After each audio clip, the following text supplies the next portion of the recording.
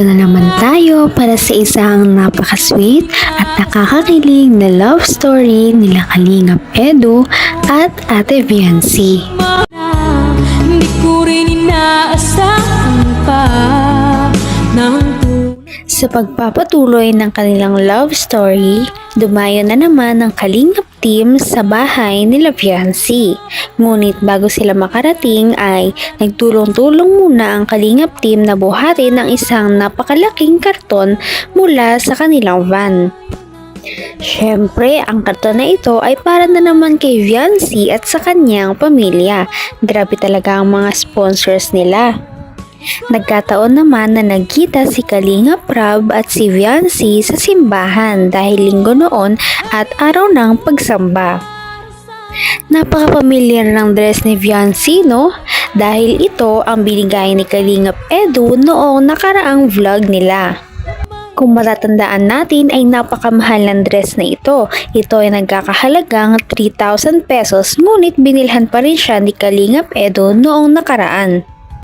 Worth it naman ang pagbili ni Kalingap Edu dahil kitang-kita naman natin na napakaganda talaga ni Viancy. kapiling ka, ayoko na muling nag-iisa.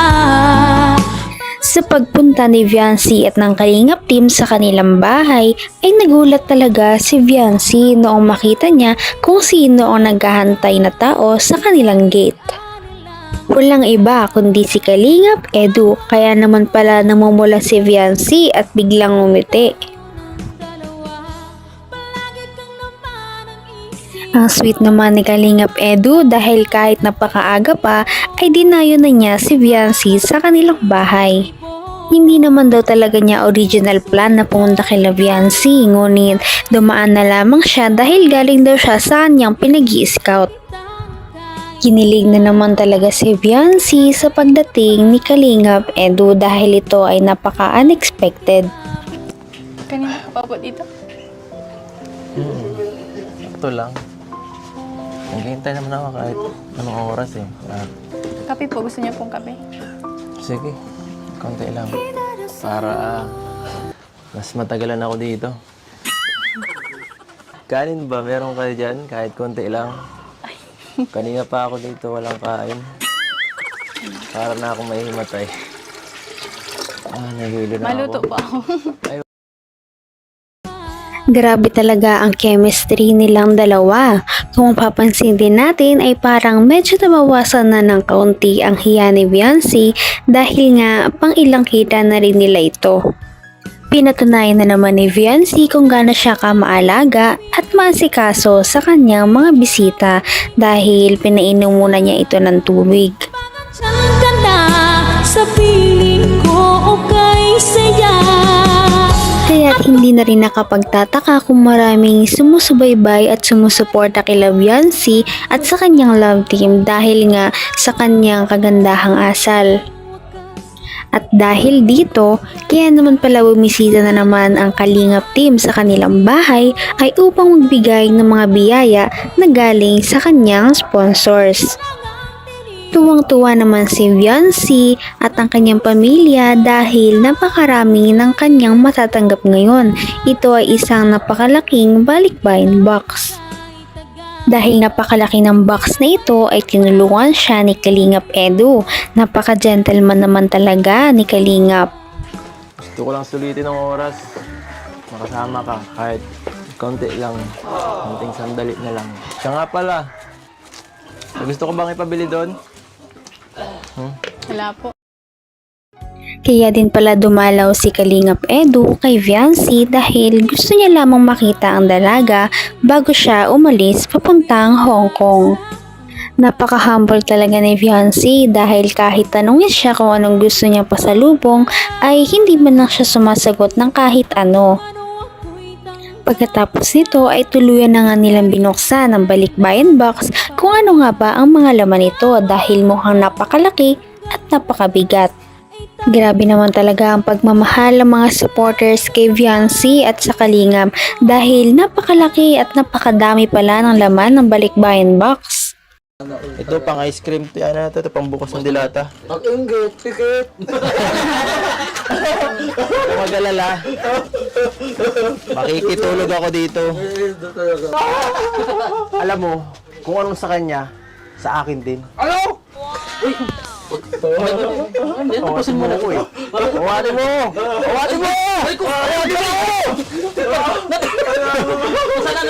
Swiss cheese. Masarap to. Grabe talaga tapakasiyang kasama ng Kalingap team dahil dito ay napapasaya nila si Viancy. Kaliwat ka ng pagbibiroan ng kanilang ginagawa habang nagbubukas sila ng balikbayan box. Tuwang-tuwa si Viancy at ang Kalingap dahil napakaraming laman ng balikbayan box. Meron itong lamang 1 dosenang sombrero na para sa K-boys at maraming panluto para kay Viancy kagaya ng mga kutsara tinidor, plato, mga kawali, mga rice cooker at iba pa. Di pa, ang dami. Pwede na po ako magluto. Pantinda. Pwede ka na magtinda dito, napakadami. Ibang klase yung pagkakaano niya. Ang dami. Ang dami yun. Thank you po saan man nagbigay po ng ano. Ayan. Bagay ba? Yo. Kung gusto mong lumigaya ang iyong buhay, humanap ka ng kalampito sa tibigin mong kunay. Talaga namang deserve din talaga ni Viancy na mabigyan ng mga ganitong bagay dahil sa napakabait niya ang ugali at napaka-humble din na bata. Kailan po pala yung ano yung alis niyo po sa ano? Kailan ang alis namin? Bakit? Gusto mo ba si mama? Sayang. Wala pa naman po akong ano passport. Sayang nga, di umabot. May gusto pa naman sana sa'yo magbigay. Saka sana, sayang talaga. Gusto ko rin kasama ka eh. Matagal-tagal yung ano natin. Muling pagkikita, no? Nakakalungkot ng konti. Labas-labasin na lang natin to. Nakama-miss mo eh. Nakama-miss mo talaga. Oh, bakit kayo nubo? Kuha ka na kasi ng passport. Samahan kita. Para next time, pag lumabas tayo ng bansa, makasama ka sa aming mga... Makikita naman natin na parang lumalambot na nga talaga si Viancy kay Kalingap Edu dahil nagsasalita na siya hindi gaya ng dati na wala siyang imik kay Kalingap Edu. Hindi niya rin naiiwasan ang kanyang mga pamumula at parang kinikilig talaga siya sa mga sinasabi ni Kalingap Edu. Makikita talaga natin na gusto na rin siyang makasama ni Kalingap Edu kahit saan. Parang nade-develop na rin talaga ang kanyang feelings at ang feelings din ni Viancy para sa kanya. Parang nagkakadevelop pa na talaga sila sa isa't isa. Ang ganda mo ngayon. Saan ka galing? Nagsimba po. Nagsimba ka. Wala ka bang huling mensahe? Yung sasabihin sa akin bago ako umalis? Mag-ingat po kayo dun. Ay, nako. Ayoko na yan. Iba naman. Mas sweet ng konti. Pangat niya. Hindi ko yung tatanggapin. Hindi ako maalis dito. Medyo iba naman. Ng konti. Napakakuha mo naman yan eh. Message. Mag-message po kayo pag ano nandun na po kayo sa ano ko. Gusto mong i-update kita palagi?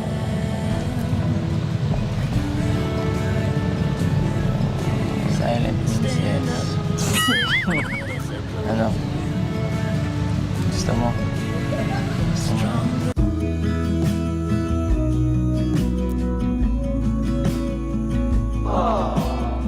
Sige po. Para po alam namin na ano, ligtas po kayo. Grabe naman talaga ang kanilang mga sweet moments kaya naman kinikilig sa kanila ang mga viewers. Mahahalata mo talaga na parang na-develop na rin talaga sila sa isa't isa dahil parang totoo na talaga ang mga kilig ni Viancy sa mga sinasabi ni Kalingap. Mahahalata naman kasi natin ito sa kanilang mga titigan kung paano sila mag-usap at magsulyapan. Akong bahala. Basta... Para sa puso. Mag-iingat kayo dito ah. Kayo ng mga angels. Pwede rin naman kayo lumabas, magkakasama. Basta huwag kayo magpapagabi. No? Babay na muna. See you in 1 week. Ay. Sige nga. Napunta ako dun. Mapunta ako dun sa Hong Kong. Oo. Opo. Comment ko po.